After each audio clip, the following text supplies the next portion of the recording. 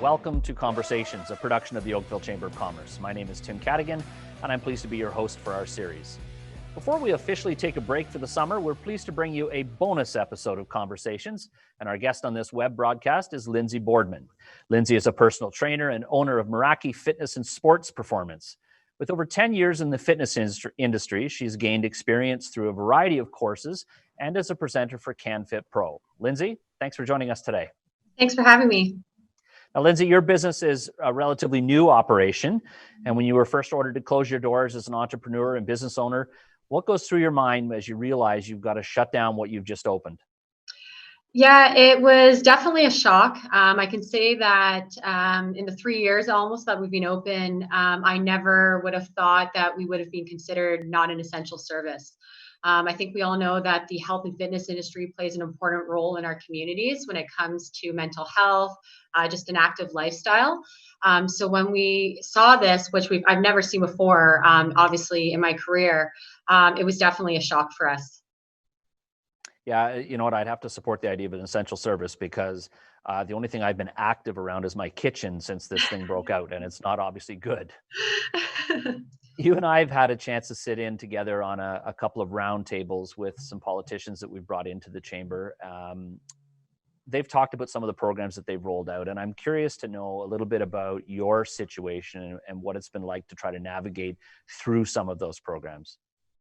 No, absolutely. It's a great question. And it's not just myself, it's actually a lot of other small business owners with the same type of style of facility that I have. What we found was that when the closures took place and now that the reopenings and the different programs were rolling out, there was really a blanket approach that was taken to our industry. We were grouped in with what we would consider big box facilities. And there wasn't enough acknowledgement made that there is different business models within our industry. So for myself, we actually run a format where we empower personal trainers to run their own business. So they're all independent contractors.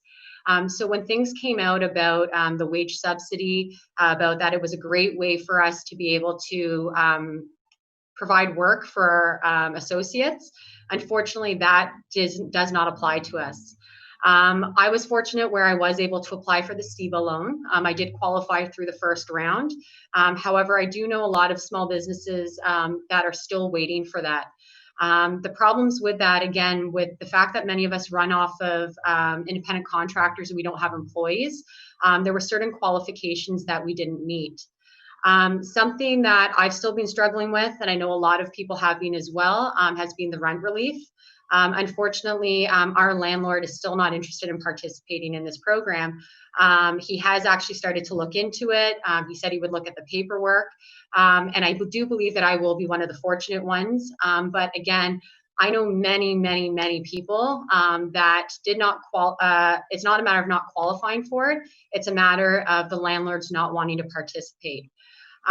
Fortunately for myself, and as well as the trainers that work out of here, we were able to take advantage of the CERB.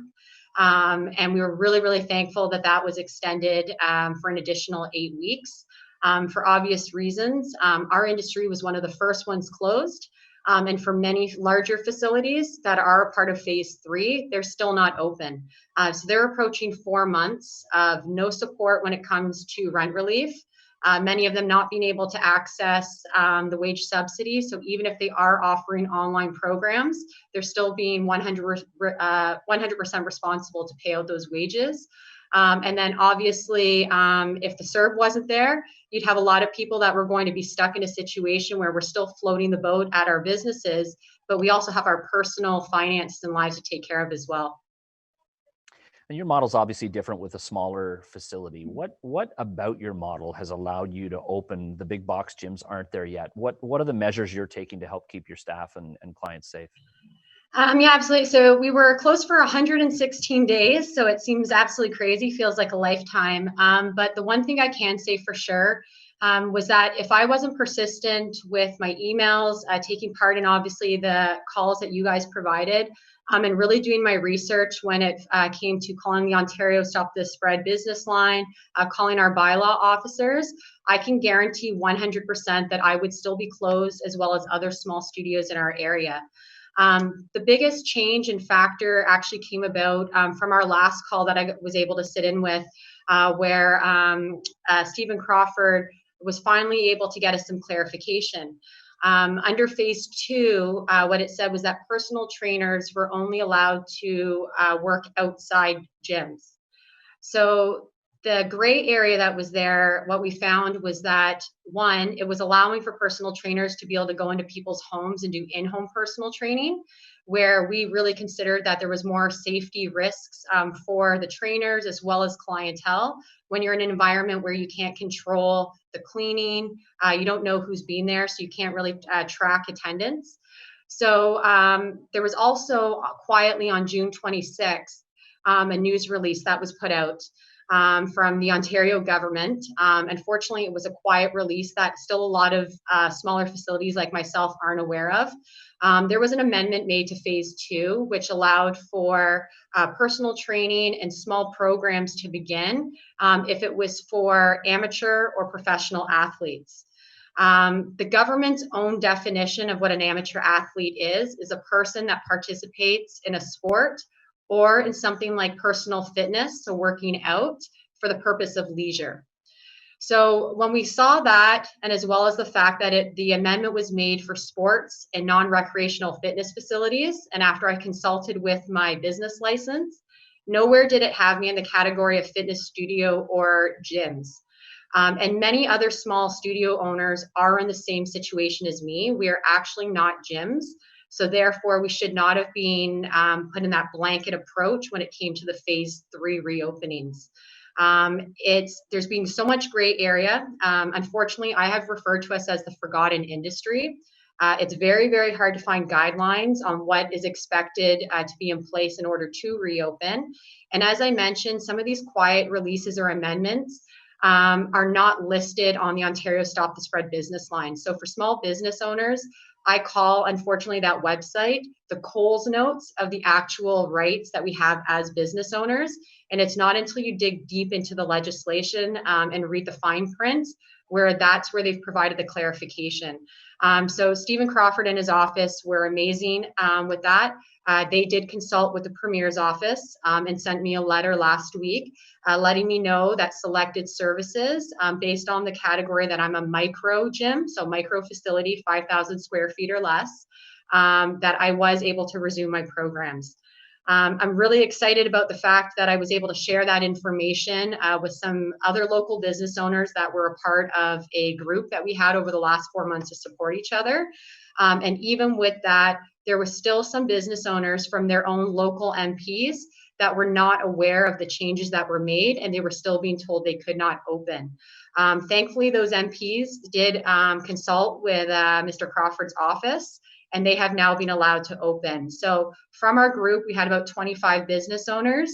As of right now, we do have 13 that were able to begin operations, reopen their doors as of this week, which is a huge, amazing accomplishment for our industry. And it's going to be the first steps for our road to recovery. Well, it's a huge major accomplishment for you as well. And I think, a credit to you. You've done a tremendous job advocating, not just for your business, but really for your industry. And, I've been witness to that. And I just want to hand it to you because you've done a tremendous job at stating very clearly the facts and making your case. And again, on behalf of, not just your business, but I think your industry, you've been a credit to them. Great. Thank you very much. So that's all you supporting the industry. Where have you found your support during the pandemic? If I'm being 100% honest, I have to say it's been the Chamber of Commerce. Prior to being involved with some of the calls, I can easily say that I had sent out close to 100 emails to a lot of our local MPs and town councillors, trying to get support, trying to get some answers on how we could continue to operate. And we either received pretty much no responses at all, or unfortunately, we received a lot of, have you tried putting your business online or selling gift certificates? So again, it wasn't that they were bad ideas. It just unfortunately was not helpful, and it wasn't providing education or information that we needed to make decisions moving forward. So the Chamber of Commerce has been a huge help. I reached out to Drew and Shane fairly early on, and they were great. They lent me an ear. I was able to vent to them about some of the struggles, some of the pressures that I had as a business owner. Obviously, I worried about our clientele. I worried about the trainers that worked out of here. I worried about our own personal situation at home as well. We had a lot of different finances to juggle. And after those calls, Drew was able to invite me out to some of these roundtable conversations. I also sat and watched a lot of the different presentations that you put forth, and it helped me in which direction to go or who to start to pursue action with. Just before that last call I was on with you, I was totally honest. I think it was the first time I'd been deflated since the whole thing had started. I had been hoping for good news about our type of business in phase 2. So when we heard that we weren't in phase 2 initially, when we heard that the Halton region wasn't moving forward, I was kind of at a loss for words. I really didn't know what the next 4 to 6 weeks would look like for us. And I did express and I shared that with Drew. And he kind of came to my aid, had me on that last call. And if I hadn't been on that call, with really being able to get your support, as well as some of our MPs to listen to the points that we had, I don't think we would have been in this situation right now of being open for the last 3 days. But it was really, really impactful, the support that you guys provided me over the last 4 months. Well, thanks for that. That was not asked for, but it's a great commercial you've just auditioned for. We'll be using you again. But it is a credit, I think, to the staff of the chamber and all that they've done, because they really have tried to be there for business throughout. And I'm just the chair. I'm not involved in that, but to watch them in action has really been quite something. And so I'm glad it worked out in your case. Yeah, honestly, it's been amazing what you guys do.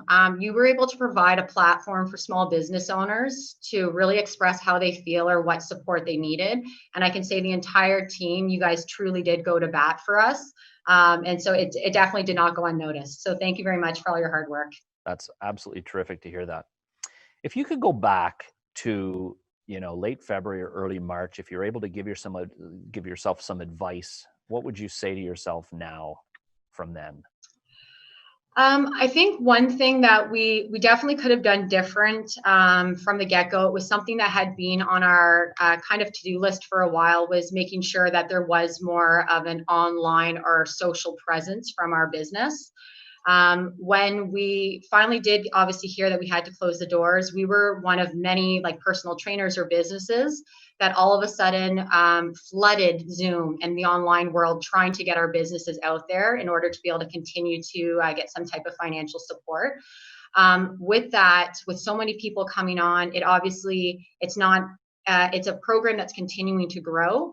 But I definitely think that for myself or any business owner, if we had a better balance between the in-person services and the online, it definitely would have helped us out the last couple of months. So I'm going to give you the last word.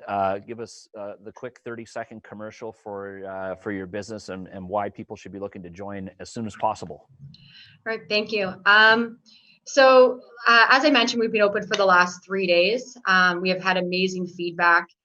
We really wanted to make sure that all of our clients that were coming back in, our new clientele, had the confidence that they needed walking in our doors. So we've obviously got a nice open space. We've made sure that there's plenty of hand sanitizer. We've had training calls with the trainers that work out of here. And I think one of our amazing features actually that we did, kind of thinking outside the box, is we actually have an outdoor turf area that we created. These single turf areas, so they're about 4 feet by 6 feet. They allow for people to actually work out outdoors. It allows you to have access to equipment as well as having a trainer there to support you. This is creating a whole kind of comfort area for people that are worried still about the ideas of coming inside. The one thing I can tell you, whether it's for ourselves actually or any of the other small facilities out there, the owners have been working extremely hard when it comes to cleaning and protocols. The last thing we want is to have to shut our doors due to an issue. So the best way for you guys to support us right now is either joining with small programs, our outdoor classes. We had our first one today, or really explore the options of the online virtual world if you're not ready to come back to a facility yet.